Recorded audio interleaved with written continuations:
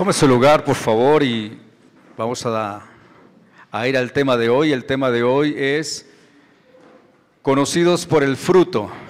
¿Lo puede repetir conmigo, por favor? Conocidos por el fruto. Vamos a leer Gálatas capítulo 5, versículo 22 y 23, sin olvidar que todos y todas tenemos unas virtudes que solo Dios nos da, y es a través de ese poder cuando hemos recibido al Señor Jesús. Recordemos que una cosa es el fruto del Espíritu Santo y otra cosa son los dones del Espíritu Santo. Y aquí en este caso, cuando hablamos del fruto del Espíritu Santo, estamos hablando de unas virtudes que Dios nos ha dado, y ese poder comienza a fluir en medio de nosotros y que no está separado de esa esencia del creyente. Es decir, que cuando yo miro aquí a un joven como Wilmer, que está aquí, como a Carlos, como a Stephanie, como a Valentina, yo los veo a ellos como un árbol que están plantados sobre la esencia de la vida en Cristo y que crecen y que a su tiempo dan fruto, porque la vida del cristiano es un proceso. Amén. Eso no es que se nos vaya la vida y todavía nosotros no entendamos qué fue lo que pasó con nosotros, o que sigamos con cualidades tan duras a veces de aceptar, entre ellas en actitudes que ya no corresponden con nosotros. Muchas veces nosotros mismos somos sorprendidos en actitudes que no corresponden, y uno tiene que revisar realmente hasta dónde yo he permitido la esencia de Jesús en mi corazón.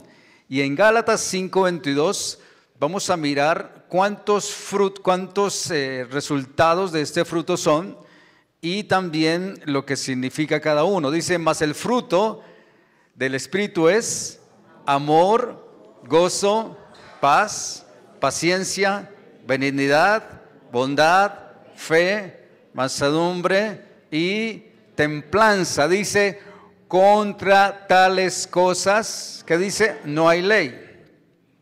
Es decir, no hay ninguna restricción. No hay alguien que diga: usted por qué es así, usted por qué se ríe tanto, o usted por qué actúa así.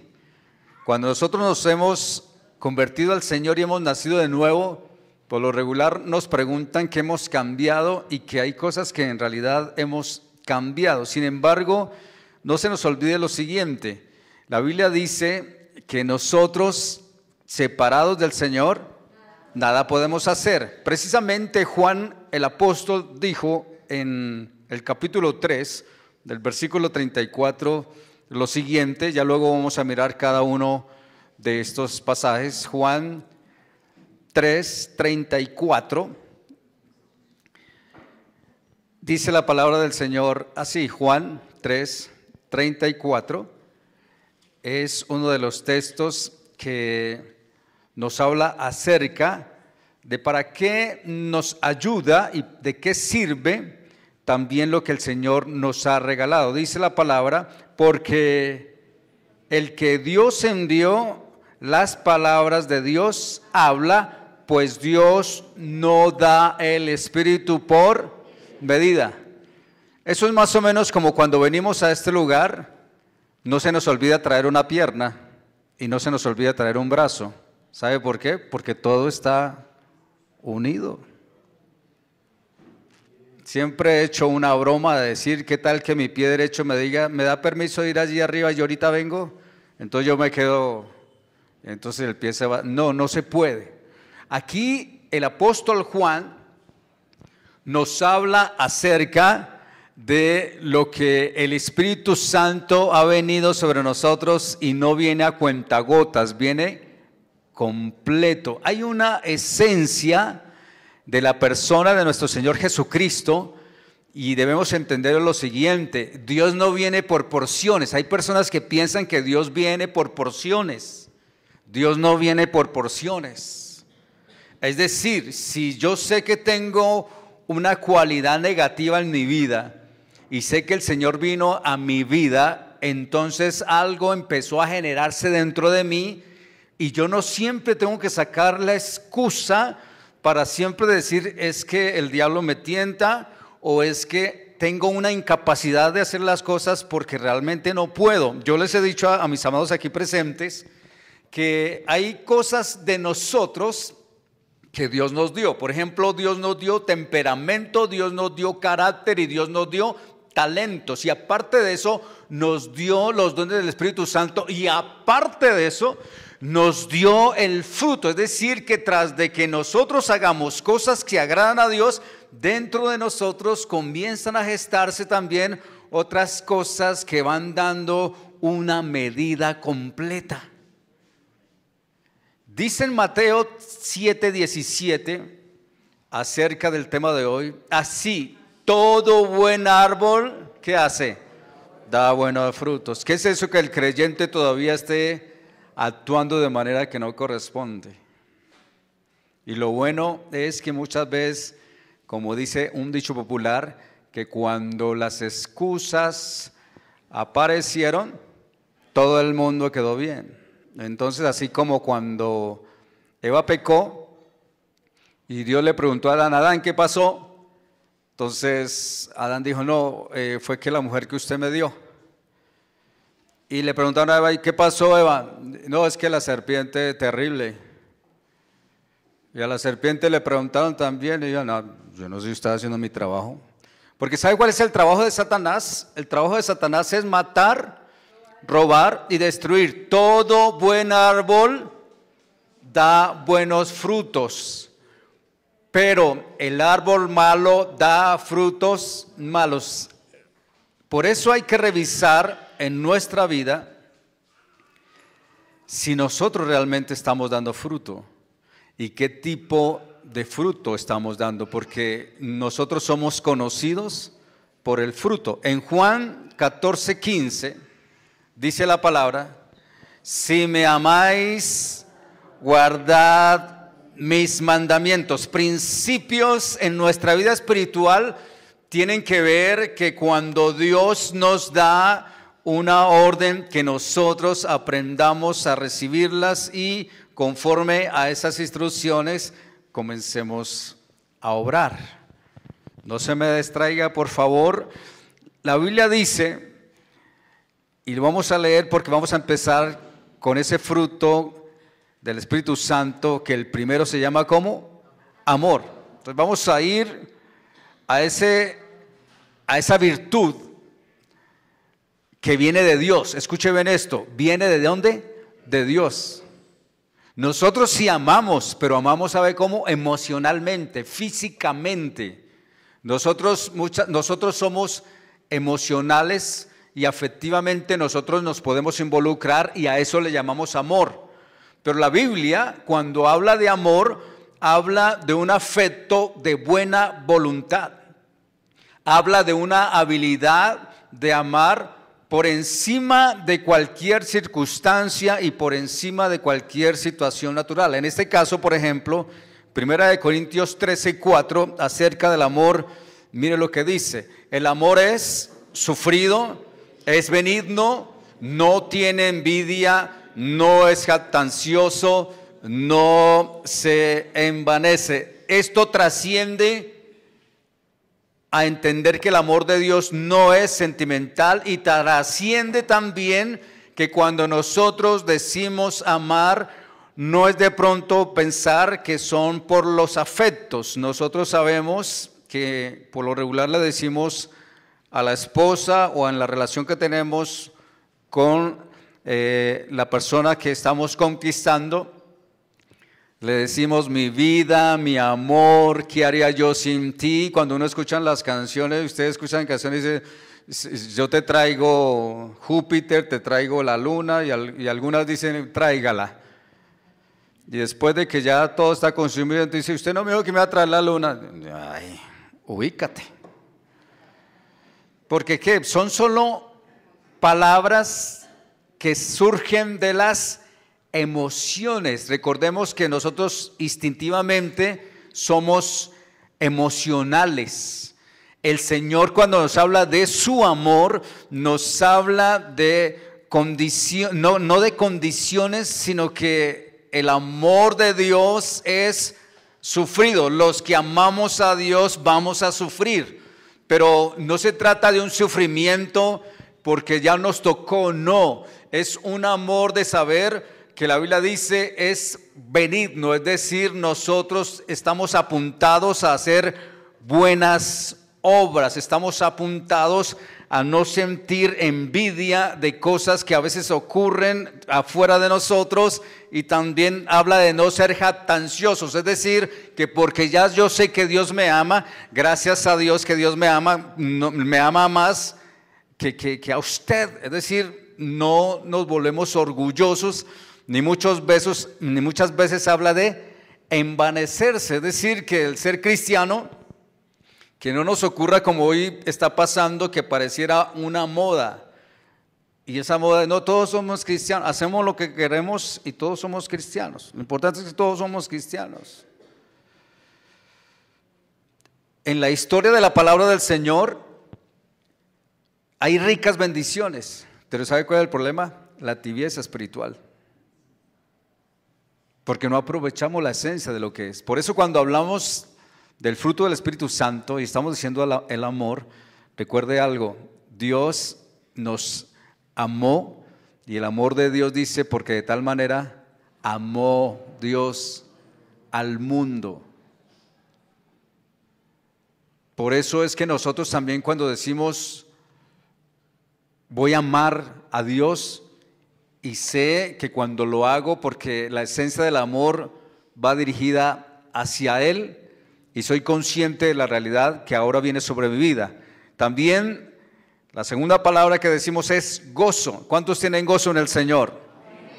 Resulta que la palabra regocijarse es una decisión de fe de estar contentos. Es una decisión de decir, Señor, estoy gozoso. En el Salmo 16:11 habla también acerca de esta virtud, acerca del gozo, y nos habla, repito, de una decisión de fe, de estar contento, de saber disfrutar tanto los momentos felices como también los momentos tristes. La Biblia dice a través del salmista, me mostrarás la senda de la vida, en tu presencia hay plenitud de gozo, delicias a tu diestra para siempre. Escuchemos lo siguiente, la vida espiritual es un peregrinar. Todos y todas vamos caminando, y cada día que va pasando sabemos que hemos alcanzado algunos logros, hemos hecho algunas cosas. Desafortunadamente hay algunos que como que se quedan frente a los obstáculos y ya no se mueven más. Yo he visto actitudes de personas que a los años y a los años continúan todavía con movimientos donde uno dice, ¿qué pasó? ¿Usted por qué no sobrepasa? ¿Usted por qué no ha saltado ese obstáculo? No, viera, esto es muy difícil. Y muchas veces lo podemos connotar cuando, repito, el gozo en nuestra vida no está siendo evidente, sino desafortunadamente más disfrutamos a veces los fracasos espirituales. ¿Y cómo se van esos fracasos espirituales? Estoy orando, nada funciona. Estoy haciendo vida espiritual, nada funciona. Tengo relaciones a nivel social, a nivel de la pareja, a nivel de mi labor, y eso siempre está trayendo más que victorias, más bien es un fracaso y más bien es una sobrecarga que lo que trae es un aturdimiento en su mente y en su corazón. De ahí que nosotros debemos entender lo siguiente: cuando hablamos de gozo, hablamos de una virtud donde Dios nos enseña que debemos regocijarnos en Él. En Lucas 2, versículo 10, mire esta palabra del Señor para nosotros acerca del gozo. Pero el ángel le dijo, no temáis, porque he aquí os doy nuevas de gran gozo, que será para todo él. ¿Sabe el gozo nuestro cuál es? No que nos va bien. Ahora, el hecho que yo diga no que no me tenga que ir bien, no, sí, gracias a Dios nos va bien. Quizás tenemos un buen trabajo o una relación estable, perfecto.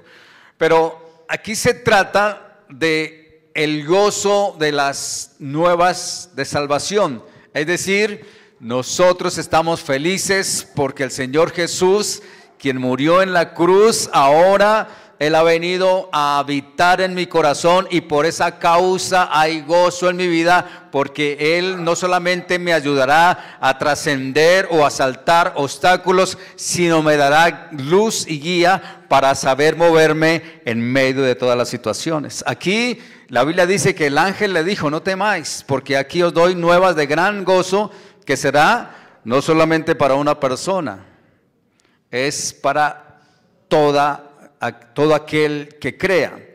Número 3, la paz. Ya vamos a las primeras 3. ¿Cuáles son las primeras 3? Amor, gozo y paz. Tenga presente que son ¿cuántos? Son 9.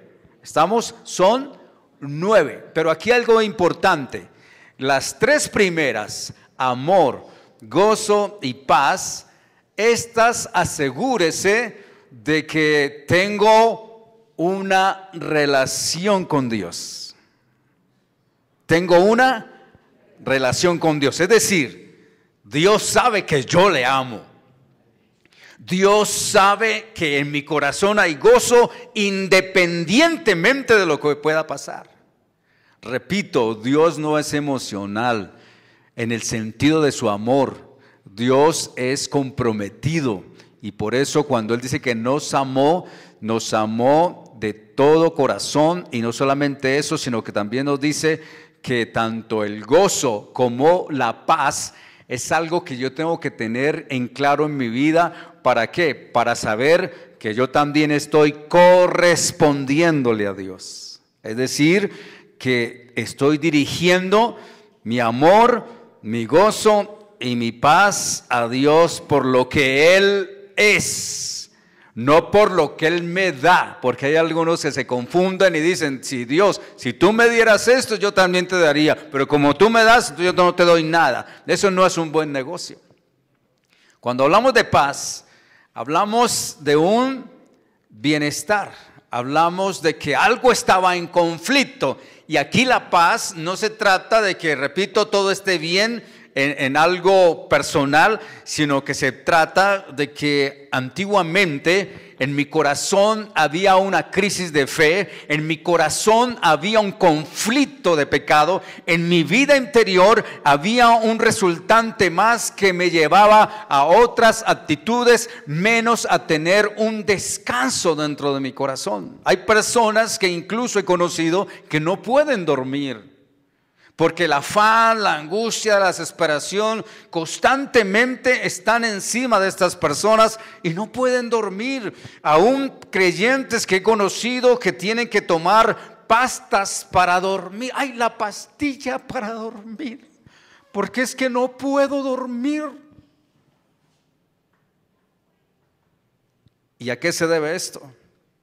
Sencillamente porque se ha perdido la tranquilidad. Se ha perdido esa relación también espiritual, hablando de un cristiano. Pero cuando hablo de una persona que no conoce al Señor, desafortunadamente es más abrumadora la actitud, ya que paz no habrá para aquellos que no tengan un acercamiento a la palabra del Señor. En Lucas capítulo 1, versículo 79, casi el último versículo de este pasaje, dice: para dar luz a los que habitan en tinieblas y en sombra de muerte, para encaminar nuestros pies por camino de paz. Es decir, que hablemos de algo que puede ocurrir en el ser humano. ¿Sabe qué es? La crisis de paz. Hay personas que tienen hasta estabilidad de pronto en una persona, pero ¿qué pasa cuando la persona fallece? No es fácil. O de pronto uno descansa en un momento dado en una labor. ¿Y qué pasa cuando eso se pierde? Pues las personas entran en esa crisis. Sin embargo, cuando estamos hablando aquí de paz, no estamos hablando de paz de un bienestar físico o acomodamiento material, sino hablamos de una paz de saber de que yo estoy bien con Dios, de que hay una relación con Dios, que yo estoy usando mis recursos con Él. ¿Cuáles son los recursos? Oro a Dios, leo su palabra, pero lo importante, practico en mi vida la palabra del Señor. No hay nada más incierto de un cristiano de tener una buena información de Dios, pero poca práctica. Y en este caso, yo les confieso algo. Cuando yo he estado leyendo estos textos acerca del amor, del gozo, de la paz, siempre en un momento dado como que viene una oscuridad en nuestra vida, porque tenemos que mirar hacia donde Dios nos quiere encaminar, dirigir. Y se trata, repito, de no una buena información, sino de algo que Dios nos está diciendo. Yo los he llamado y los quiero encaminar por camino de paz. ¿Sabe por qué? Porque nuestros días en Dios están contados. Solo Él sabe cuándo nos va a levantar. Y si sabe Él cuándo nos va a levantar, adivine qué, nosotros debemos estar preparados. Hay una premisa delante del Señor que es tremenda. ¿Sabe cuál es? La Biblia dice, si el que sabiendo hacer lo bueno no lo hace. Imagínese esto, usted toda la vida haciendo el bien, pero justo un día usted no estaba haciendo lo que correspondía y ese día el Señor quiso llevárselo a usted. Piense. No se trata de mostrarle sumas al Señor. Señor, tú sabes, yo estuve 30 años bien, pero este último año pues yo sé que no ha sido fácil, Señor, pero acuérdate de los 30 anteriores. Eso no suma. Lo que suma es la realidad de lo que hoy soy delante de Dios. Que Dios nos ayude a asegurarnos a lo siguiente: si nosotros, sabiendo que paz es que el Señor nos sacó de las sombras de tinieblas de muerte y nos ha sacado para encaminarnos hacia la paz, y la paz es el Señor Jesús en nuestra vida. Número 4, hablando de la paciencia. ¿Cuál es el número 4? ¿Cuántos son pacientes aquí? ¿Cómo no? Cuando usted llega al banco y ve la fila larga, dice, y esta es la fila para... sí, ¿cómo no? ¿Sabe qué significa paciencia? Ya hemos dicho, paz con conocimiento. Paz con conocimiento. Cuando hablamos de paciencia, hablamos de la capacidad de absorber lo negativo y no me voy a rendir. ¿Sabe por qué? Porque la paciencia es un proceso, es una virtud que todos y todas tenemos que aprender.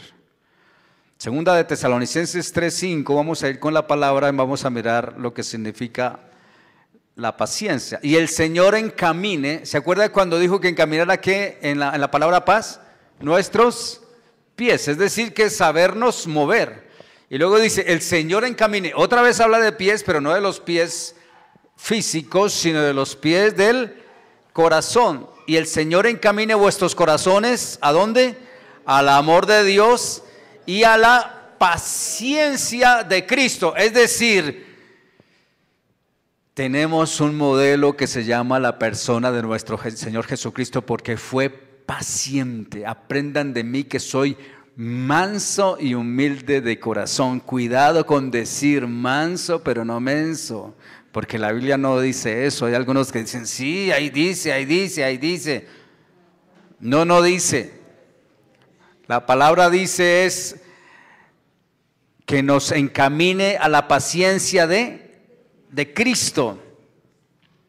Y Mateo 5, del 10 al 12, aquí también hay un texto para corroborar, que nos dice lo siguiente, que tiene que ver también con el mismo fruto del Espíritu Santo, y habla lo siguiente: bienaventurados los que padecen persecución por causa de la justicia, porque de ellos es el reino de los... Y aquí viene otra, bienaventurados sois cuando por mi causa os vituperen y os persigan y digan toda clase de mal contra vosotros. ¿Me entiendo? Versículo 12. Gozaos y alegraos porque vuestro galardón es grande en los cielos, porque así persiguieron los profetas que fueron antes de vosotros. No se le olvide, porque este es el segundo resultado o del fruto del Espíritu Santo, que tiene que ver cuando en la paciencia, hay algunos que saben qué pasa con esto, no aguantan. ¿Sabe? Cuando estamos hablando acerca de la paciencia, hay algunos que no aguantan. No aguantan. ¿Sabe por qué? Porque se dejan llevar por su mal temperamento. Ahora recordemos algo, nosotros tenemos temperamento, ¿cierto? ¿Cuántos saben que tenemos temperamento? No es lo mismo que el carácter, porque el carácter es otra cosa. Y no es lo mismo que el talento, porque el talento es otra cosa. Entonces mire esto, ¿qué es el temperamento? Pedro era temperamental. Dice la palabra del Señor que cuando vieron a arrestar al Señor, Pedro, ¿qué hizo? Cogió la espada y si el soldado aquel, yo creo que medio movió la cabeza, si no lo hubiera partido por la mitad. Y el Señor miró a Pedro y le dijo, Pedro, así no es. Hay algunos creyentes que hoy en día dicen manso pero no mense. Y están usando la agresión, están usando actitudes que no corresponden y sería bueno que a veces revisáramos. Si Dios me está permitiendo actuar así, o hay algo que tengo en conflicto conmigo porque sé que así no debe ser. ¿Cuántas veces queremos ganar las cosas a las malas o con agresión? No somos pacientes. La paciencia no es quedarnos ahí quietos. Hay algunos que de pronto se han confundido diciendo, ay, yo la verdad es que doy mucho crédito a nuestro hermano Job, porque el hermano Job era paciente, pobrecito, a él le pasaba de todo, pero él era ahí, pues ay, todo lo soportaba.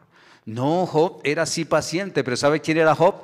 Job era un hombre trabajador, buen administrador. La Biblia dice que era justo, recto, temeroso de Dios y apartado del mal. Incluso él mismo podía decir, Señor, mira, tú sabes lo que yo he hecho, pero Dios lo puso a prueba. Recuerde algo, Dios cuando da algo también lo pone a prueba. ¿Cuántos son pacientes aquí? Pues sencillamente gracias a Dios por eso, y no se olvide que es una tarea que nos corresponde a cada uno de serlo, no solamente delante de Dios, sino también con nuestros hermanos. La palabra quinta, que es la benignidad, ser amables. Ser amables, es buena gente, actitudes, cualidades particulares, ser amables.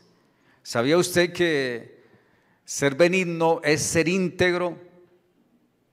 No pensar nada en ciertas actitudes con otras personas, tener la cabecita como vacía siempre y saber de que hay una relación e interacción con las personas sin prejuiciar. Hay personas que viven más de los prejuicios de los demás.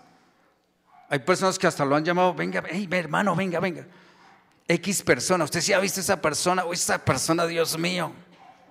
Y de pronto uno no sabía nada, pero esa persona le dijo, entonces ya se cargó con algo que no era, y esa persona comienza a tomar actitudes que no son de algo que ni siquiera ha visto esa persona, pero pues ya le dijeron. Y el punto es no caer en eso, sea benigno. Efesios 4:32 dice, antes sed como benignos, ser buenos unos con otros.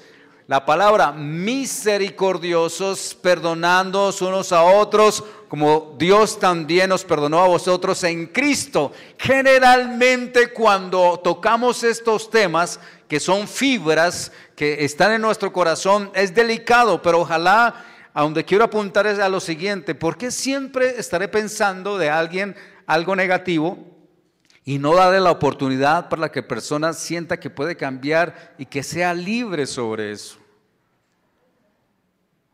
Ser libre. Y por eso en Santiago 3 lo corrobora de una forma más impresionante. 3:13 dice lo siguiente: ¿quién es sabio y entendido entre vosotros? Muestre por la buena conducta sus obras en sabia mansedumbre. No diga así, ve, igualito a su papá, igualito a su mamá. Versículo 14 dice lo siguiente: pero si tenéis celos amargos, escuche bien esto, porque de pronto alguien dice, sí, yo ya sé que son los 9 dones, los 9 frutos del Espíritu Santo. Sí, yo sé, pero es que hay una cosa aquí. Celos amargos es cuando yo permito dentro del fruto que Dios me dio hacer que eso se dañe y se contamine. ¿Sabe por qué? Por mi actitud frente a lo que el Señor me ha dado. ¿Qué es un celo amargo, por ejemplo? Siempre estar pensando algo negativo. Siempre. Cosas negativas. Siempre estar pensando, es que por eso es que a mí no me va bien. ¿Sabe por qué no me va bien en la vida? Y empiezan a decir lo que no corresponde. Pero si tenéis celos amargos y contención en vuestro corazón, no os jactéis ni mentáis contra la verdad. Hay personas que dicen, yo me convertí a Cristo, pero yo no he sentido nada. ¿Será que es que Dios no me quiere a mí? Por favor. Yo le pido a Dios cosas y todo eso, pero a mí nunca me ha pasado nada. De hecho, le he pedido y hasta me he puesto uno por uno. Señor, dame paciencia, pero dámela ya, Señor. No, Dios no se va a asustar y Él no nos va a quitar la impaciencia de esa forma. Versículo 15, vamos hasta el 18, dice, porque esta sabiduría no es la que desciende de lo alto, sino ¿cómo es? Terrenal, animal, diabólica. Nosotros estamos expuestos a ese tipo de sabiduría y es que por eso tenemos que estar muy atentos a lo que a veces nos dicen. Vamos a seguir en el 16, porque donde hay celos y contención, allí hay perturbación y toda obra perversa. Pero la sabiduría que es de lo alto es primeramente pura, después pacífica, amable, y aquí viene benigna, llena de misericordia y de buenos frutos, sin incertidumbre ni hipocresía. Benigno es eso. Esa persona, yo no sé por qué me cae tan mal. De pronto llega la persona y dice, hola hermano, qué bueno verlo. Hace rato no lo veía. Ay, Dios mío.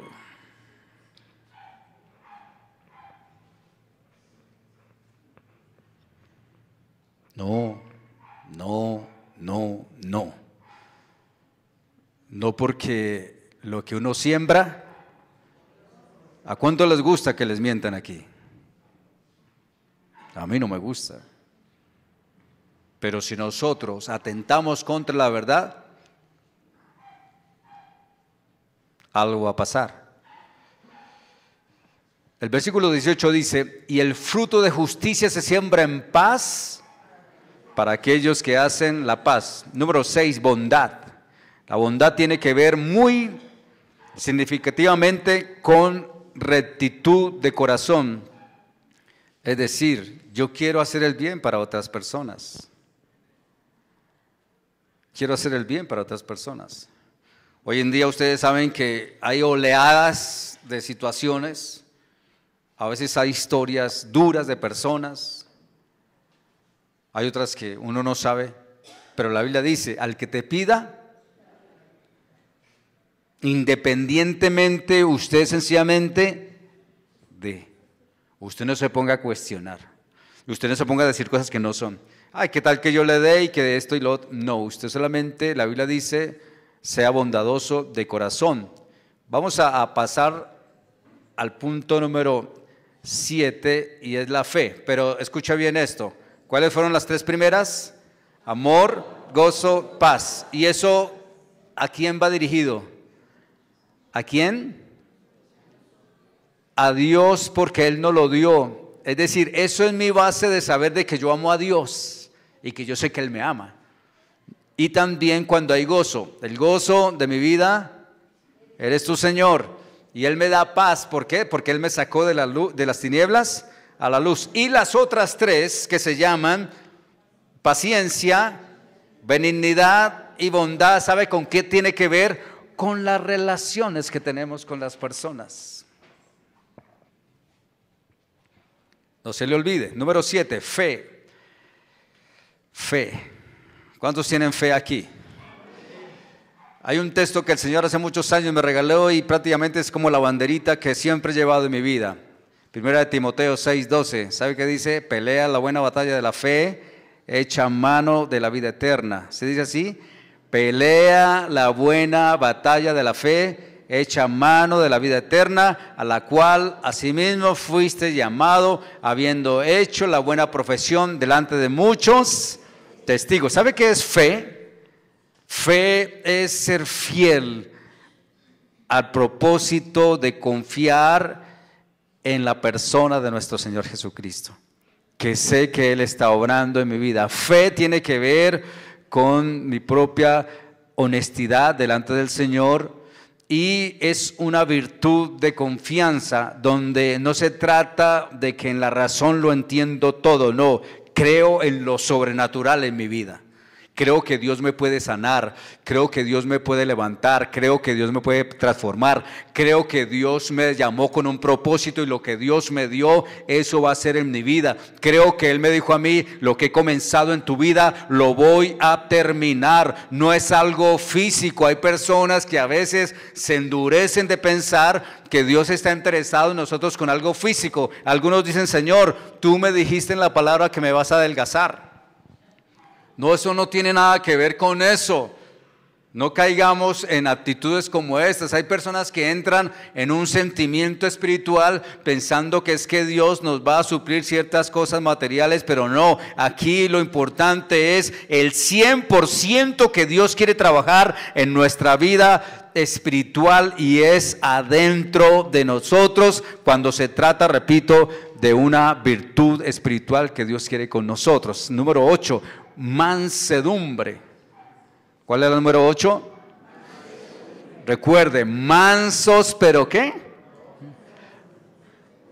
A eso sí se lo saben, ¿no? Ahí sí dicen, al caído, a caerle, ¿cierto? Ah, ¿cómo no hemos aprendido? Al caído, levantarlo. ¿Sabe qué es mansedumbre? Es ser amable, ser gentil, ser una persona dócil, respetuoso, que se sujeta y se somete a la autoridad y también hace que esa autoridad en la vida de esta persona también se dé. Me explico, hay personas que hace mucho tiempo esa virtud del fruto del Espíritu Santo no se reprodujo, sino ahora está en una actitud contraria. ¿Qué es lo contrario a la mansedumbre? Perfecto, muy bien. Cuando hablamos de haber perdido esa cualidad, hay personas, repito, que perdieron esa cualidad y no se reproducen. ¿Sabe cómo se reproduce? En el carácter. A veces el carácter deja mucho que desear un cristiano porque no es que no tenga carácter, no, sino que más bien se mantuvo como la cualidad temperamental del apóstol Pedro, donde todo lo agrede, donde todo es con una actitud de reacción fuerte y no se permite aprender. ¿Y sabe qué es lo más tremendo? Que cuando Dios nos dio esta virtud del fruto del Espíritu Santo es porque Él quiere que eso se reproduzca en otras personas también, en los hijos en este caso. De tal palo, tal astilla. Ah, muy bien. Y por último, templanza. ¿Cuál es el último? Templanza. Primera de Pedro 5:5. Y vamos a terminar con este texto que dice, igualmente jóvenes, estad sujetos a los ancianos. Aquí hay algo importante, quiero que ustedes me escuchen un momento, porque hoy en día hay una generación que de pronto ha desechado a la tercera edad o adultos mayores, como diciendo, no, ustedes ya fueron sacados de emisión. Cuidado con eso, porque luego vendrán las tragedias y entonces no habrá quien oriente las cosas. Se lo voy a explicar de otra forma.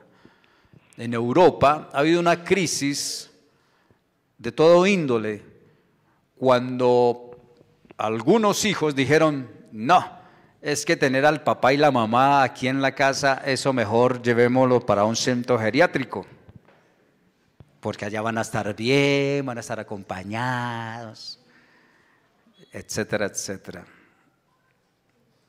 Y lo hicieron. Y prácticamente esa moda, porque aquí lo que se copia mucho son las modas. Esas modas surgieron y comenzaron a moverse. Europa, aquí en Latinoamérica, hoy en día también gozamos de centros geriátricos, donde con mi esposa muchas veces hemos pasado por ahí un domingo también. El otro día estábamos cerca de un lugar y resulta que llegó el hijo en una tremenda camioneta a recoger a la mamá a almorzar. Y cuando él llegó y se bajó y timbró rápido, y entonces sale la mamá. ¿Y sabe cómo sale la mamá? Con un bastón y tratando de moverse lo menos posible porque pues la edad no le da para más. Y entonces él está con las llaves,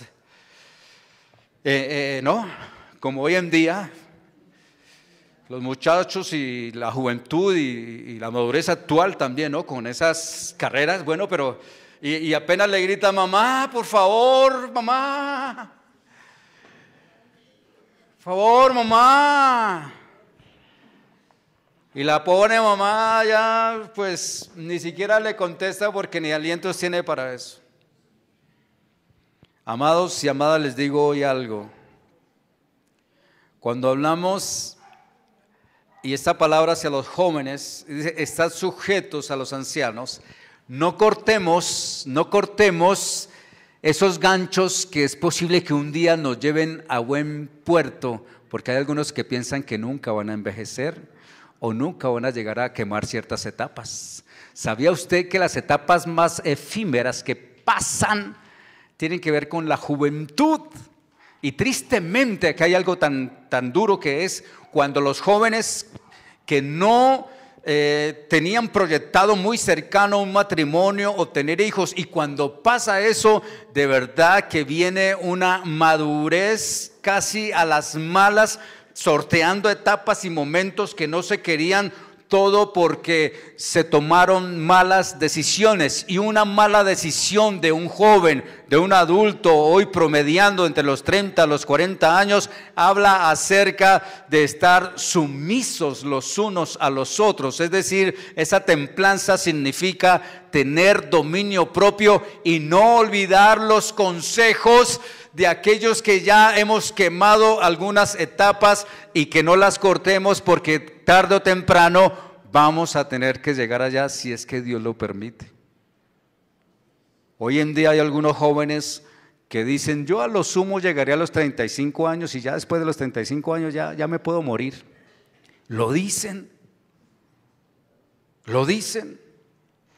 Que Dios tenga misericordia y sepamos algo, mire, sumisos los unos a los otros, revestidos de humildad, porque Dios resiste a los soberbios y da gracia a los humildes. Esto no ha terminado. Les dije, ¿cuáles son las últimas tres? Fe, mansedumbre y templanza. ¿Sabe para qué son estos principios? Para nosotros, porque son principios de conducta. Recuerde algo: fe, mansedumbre y templanza. ¿Cuáles fueron los primeros tres? Amor, gozo y paz. Esos van dirigidos hacia Dios y en mi vida traen bienestar, y yo estoy seguro de que algo está produciéndose en mi propia vida. Y las tres, paciencia, benignidad y bondad, van dirigidas o tienen que ver con la relación con nuestros semejantes. Y las últimas tres, fe, mansedumbre y templanza, son principios de conducta. Es para mi vida, y que sea Dios ayudándonos. Recuerde algo: lo que Dios nos da, nos lo da con misericordia Y recuerde algo, esto no es emocional, no.